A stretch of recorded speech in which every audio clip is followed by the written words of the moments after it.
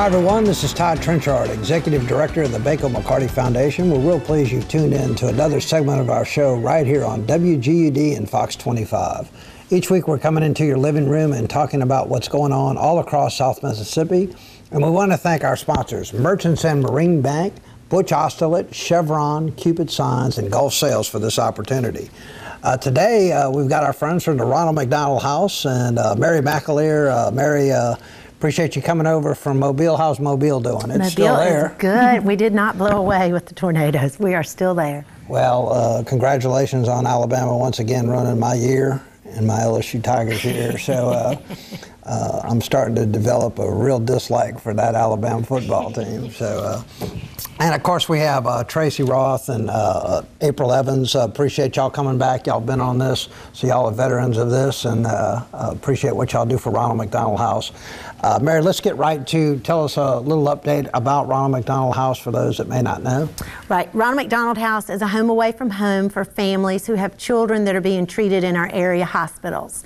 And the reason we are here in Mississippi talking about the Ronald McDonald House in Alabama is because half of our families that stay with us actually come from the Mississippi Gulf Coast.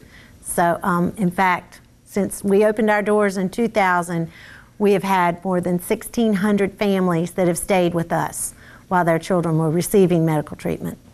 Well, it just seems like yesterday that we were, kicking around an idea of a tournament over here, a tennis tournament, and obviously the two ladies next to you were a very integral part of helping arrange all that. And I think both of y'all, it was your first real attempt at doing something. I think the result was pretty fascinating. From somebody like me that does this all the time, and I know that from there it's just sort of blossomed, and it's become now one of the premier tournaments on the coast here, and just a couple years later. So Tracy, why don't we start with you? How did you get involved, I guess, with this, and where did the whole tennis idea come from? Well, being on the board in Mobile, we started talking about ways that we could get Mississippi involved. And I'm an avid tennis player, and it just seemed that maybe that would be an avenue to go down because there are a lot of runs that have been done, golf tournaments, and this was something maybe a little bit different to try to do. So we started it 2 years ago and had a fabulous turnout. We had 180 people sign up to play. We had great sponsorship, and the tournament turned out to be one of the best tournaments people have been to. We had free food and drink for the whole weekend, a party on Friday night, which is something that a lot of tennis tournaments do not offer, especially for a very low price of admission to the tournament. Right, and y'all had, I guess, the food meister, Miss April Evans. April, you impressed me and have the last couple of years. You're like coming up with, I think last year we had every pizza known to man, and I was sitting there having pizza contests with myself, and really y'all working together as a team has been tremendously effective, and I mean, it just shows what people can do when they have a passion for a certain cause. But I think y'all did a fantastic job. Now, April, you're also on the board? Yes. Yes. Of the Ronald McDonald House? Yes. I think that's neat that we have local board members that are, taking this on. And I know y'all do other things for Ronald McDonald House, like Little Black Dress and have some other fundraising type events. Yes, the house has 4 major events during the year. We have Rackets for Ronald here in Mississippi. We have Little Black Dress.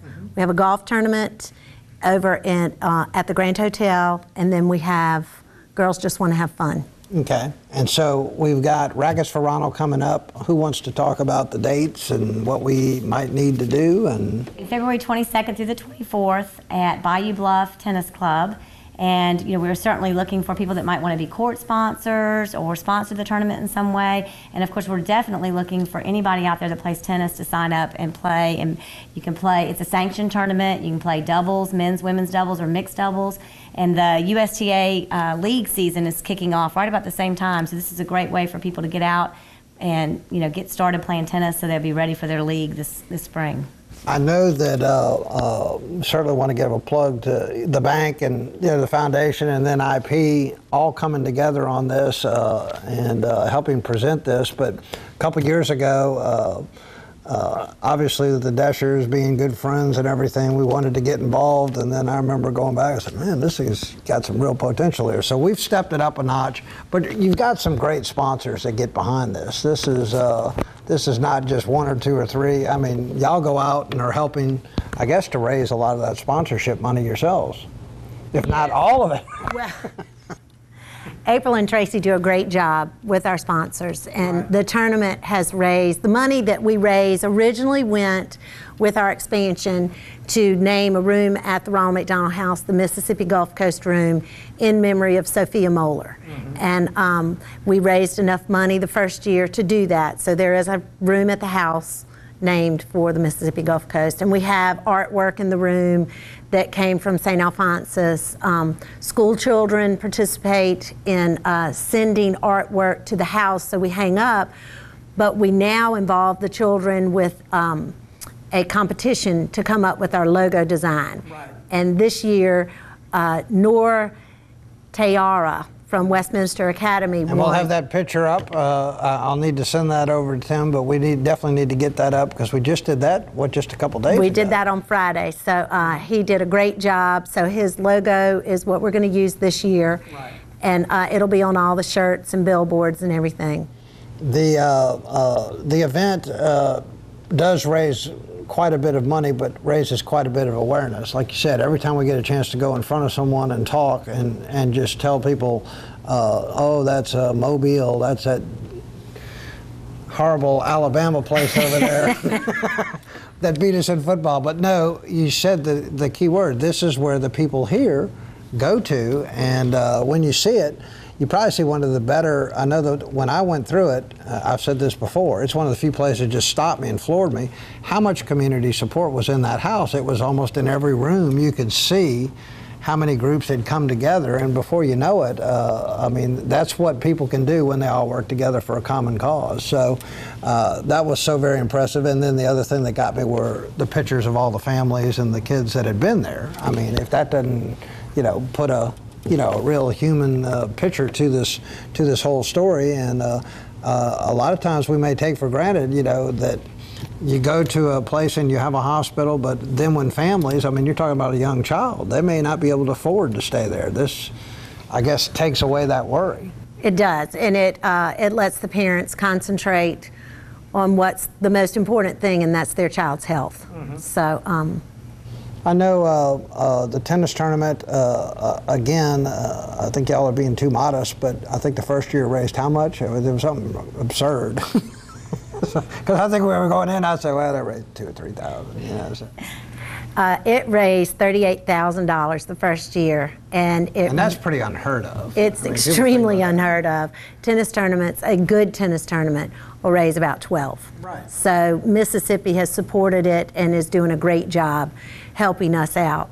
Now this year, going to Bayou Bluff, we've talked about how it's going to, I guess, expand, I guess, the reach across the coast even further to the west. Yes, the goal was to raise awareness across the entire coast. In the first 2 years, it was held in Ocean Springs, and the decision was made to move over to Gulfport, to Bayou Bluff, to reach a different, audience and right. Hopefully attract players from that area. And so I think it'll be just as successful as it was. We'll have a Friday night event this year for the players. With jambalaya and plenty of cold drinks and desserts and music. So y'all go out and get all the money, and then you go get the husbands to do all the cooking. That's right. Well, I know Randy came out there, and he was very, they had a good group out there last year. Everybody was having a good time with that, and, it really is starting to take on a sort of I guess, an entire fundraising sort of mantra of its own that everybody's, starting to pitch in. These type events, now, I guess we could eventually expand it even further. We've talked about a junior type clinic or something for kids that you could maybe do, and I know the foundation would love to be involved with that. Yeah, the sky's the limit with what you can do with this, and people really have been extremely supportive of our house in Alabama, here in Mississippi. It's just, we've been welcomed with open arms, and it's just been a real nice transition over. Okay, let's give that date and time again, and maybe some of the specifics. If you want to look at it, you can see it. You probably know it by heart. The tournament is February 22nd through the 24th. It's going to be held at Bayou Bluff Country Club this year, or Tennis Club, excuse me, so over in Gulfport. Now, do we have a specific place they can call or a number? Is that the best number that's on here to? To register, you need to go to mstennis.com. If you have questions or want more information, you can always call the Ronald McDonald House. It's area code 251-694-6873. Okay. Well, ladies, appreciate y'all coming on. We'll be back in a couple more weeks, give some last-minute instructions. But is there a number how many tennis people can play in a tournament? I don't know. Yeah, I don't think they're putting a number on it, so the more the merrier. Okay. Well, good. Appreciate y'all coming on. Wasn't that bad, huh? No. See, now that y'all are seasoned pros, y'all piece of cake, huh? Well, appreciate everybody tuning in for this segment. We're going to be right back. We're going to talk with one of the legends of Merchants and Marine Bank that'll be retiring this week, Mr. James Watkins. So don't touch that remote. We'll be right back. At Butch Ostolich Chevrolet in Pascagoula. It's time to cowboy up and mark down every car and truck in the Butch Ostolich Corral. We're shooting straight with the best deals regardless. New 2013 Chevy Silverado, crew cab or extended cab, $9,000 off. New Malibu, $5,000 off the MSRP. Only at Butch Ostolich Chevrolet Cadillac in Pascagoula. Where will beat your best deal? Regardless. Smoking is bad for you. If you're a customer of M&M Bank, thank you for the trust you've placed in us. If we haven't had the chance to serve you yet, stop in and see what makes M&M Bank a true community bank. We have money available to invest in our community, from consumer loans to commercial real estate and business loans. You can expect expert advice and sound financing options. Visit M&M Bank today to see why it's better to do business with hometown people that you know. Win? No. Click. What? Yes, I would like to order a 4x8 banner. Great. And I need it today. Today? Really? And I'm gonna need it today. Guys, she's gonna need this banner today. Really? Sure. Wow. Your sign guy can't load me like we do. The Baco McCarty Foundation, a nonprofit dedicated to making dreams come true across South Mississippi. Just like to say thank you to the Baco McCarty Foundation, who has been an excellent asset to the Pascagoula School District. Without their help, our children would not be able to enjoy the wonderful learning experiences we have at the Aaron Jones Family Interactive Center. Make a difference. Give back to your local community. Learn more about the Baco McCarty Foundation today. Gulf Sales and Supply has over $500,000 in DeWalt inventory. Whether it's a generator, whether it's a power tool, whether it's a rotary hammer, or accessories. If you need a DeWalt product, Gulf Sales has it all. Hi, Marshall Smith with Gulf Sales and Supply. Come on down and we'll fix you up with the right tool for the right job. I buy all my DeWalt power tools from Gulf Sales and Supply, the largest DeWalt distributor in the Gulf Coast. Thank you for your business. Thank you, Mr. Smith.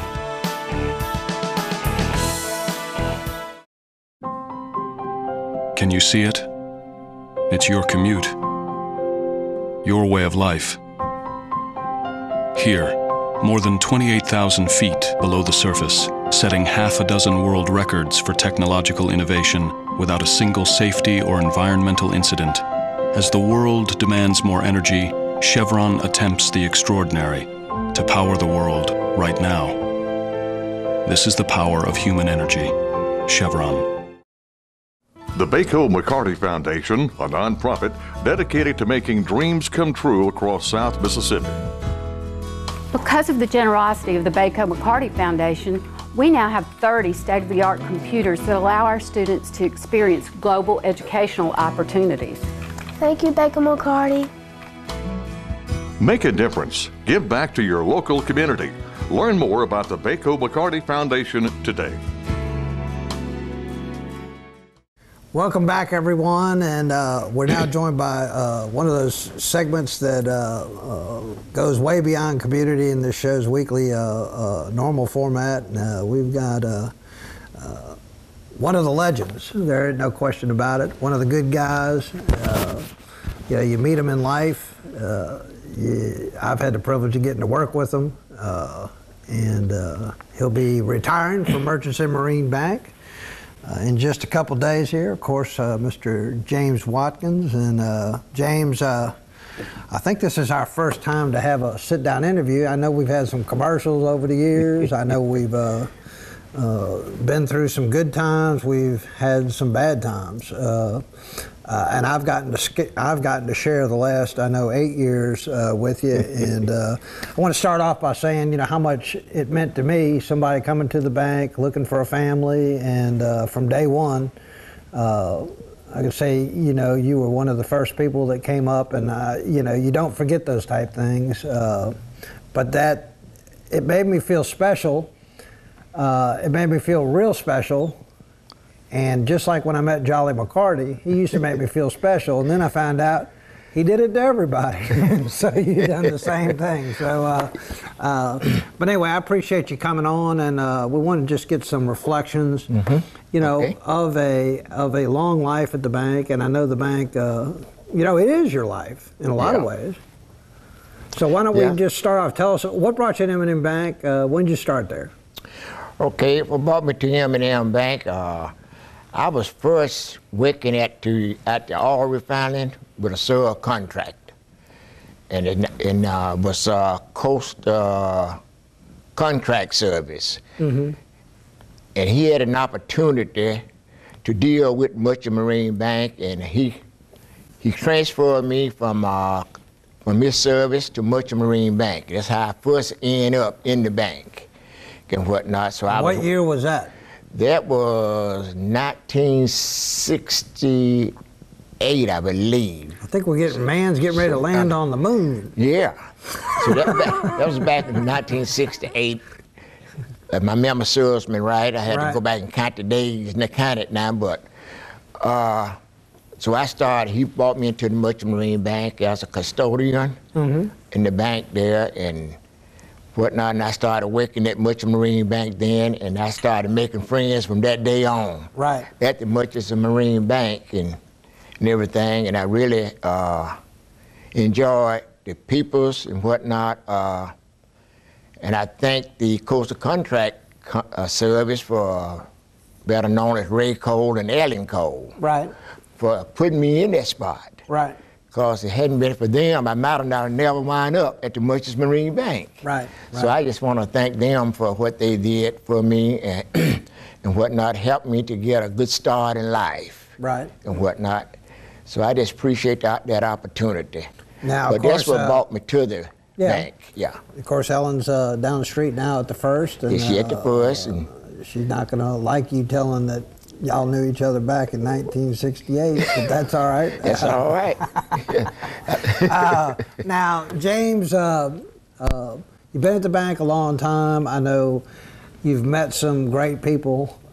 We were just talking about one at break, that we both knew very, very well, Mike Dixon. And, of course, you were around the times of Jolly McCarty, Royce Cummins.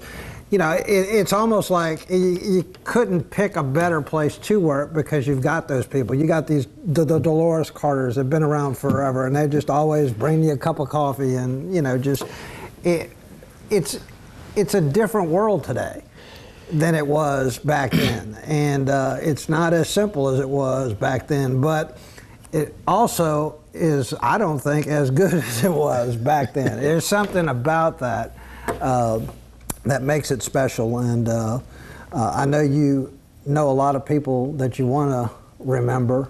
Oh yeah. People that made a great impression in my life. I want to start back with Mr. Tom Letterberry. Mm-hmm. Some of you, I know you probably don't know him. No.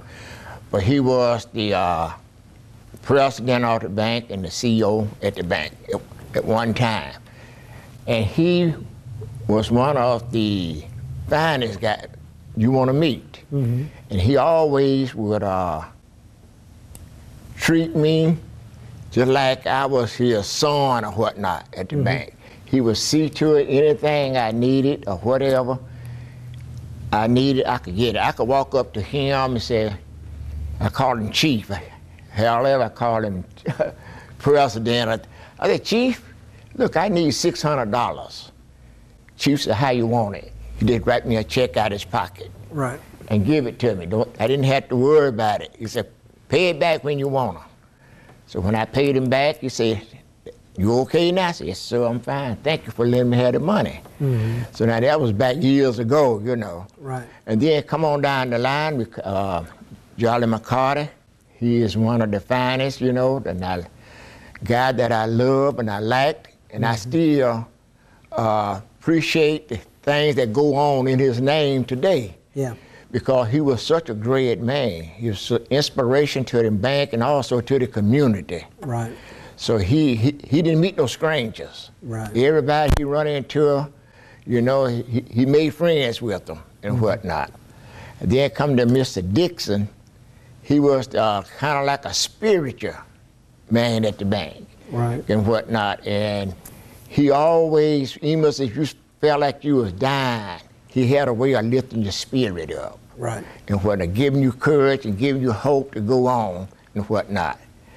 But Dolores Carter and I, Dolores started at the bank 1 month before I did. Right. She started in September and I started in October.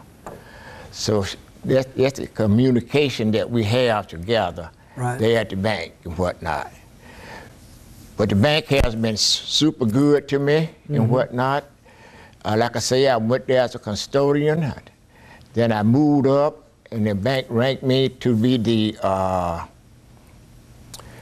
over maintenance at the bank. See to the maintenance things around the bank be taken care of. Right.